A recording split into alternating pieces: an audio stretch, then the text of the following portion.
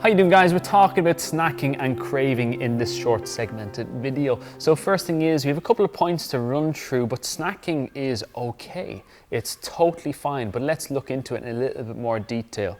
So as we're talking, remember to refer to a dietitian or nutritionist if you feel anything like things are out of control, especially a dietitian, and they can point you in the right direction too. But let's look at a couple of very quick points and tips that our clients use. So first thing is if you find yourself snacking a lot, like I did yesterday, a lot, is that maybe you're not hitting the calories that you need for that day. Maybe you've had a hugely active day in the garden, you've done a 5K run, you've done the food shop as well, and you might need to actually eat a little bit more. So maybe you need an extra meal, but snacking is just fine.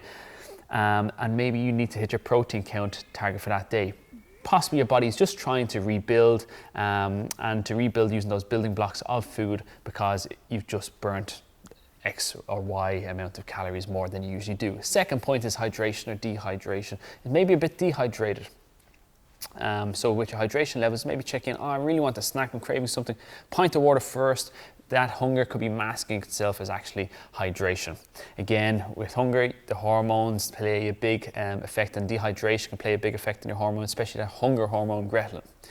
Third point is, as I said to you, maybe you do need to snack, and also snacking on things like chocolate is okay. But how much of it are you eating? As I said, just check in with yourself, write down how much are you actually eating.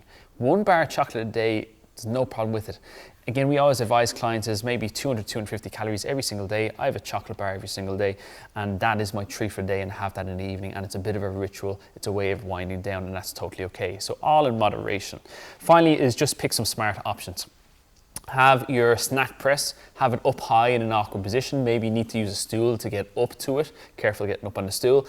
And when you do go to that press, is that it's not easy accessible. But in this press, you have all your snacks. You have a planned snack list of, like, maybe it's dates, homemade snacks. I love hummus, so oftentimes I have crackers and hummus, or I'd have maybe feeling, I might replace it with veg, like sticks of veg and hummus, but as well things like your crisps, etc. There's some other tricks, like maybe you don't buy the big massive family pack of crisps, maybe you buy one larger bag of Kyo's and you use that for the week with a resealable clip as well. So there's loads of tips in there, ranging from making sure that, number one, to recap, that you're hitting your calorie and protein target for that day, making sure that you're not dehydrated, quick check in with a pint of water, and that eating chocolate is okay. Just make sure to monitor how much you're eating and set aside 200 to 250 calories for that treat for the day. And finally, have that press in more of an awkward position. Have it well organized if you want, but also make sure be aware of what's going into that press and what you're putting in a shopping trolley.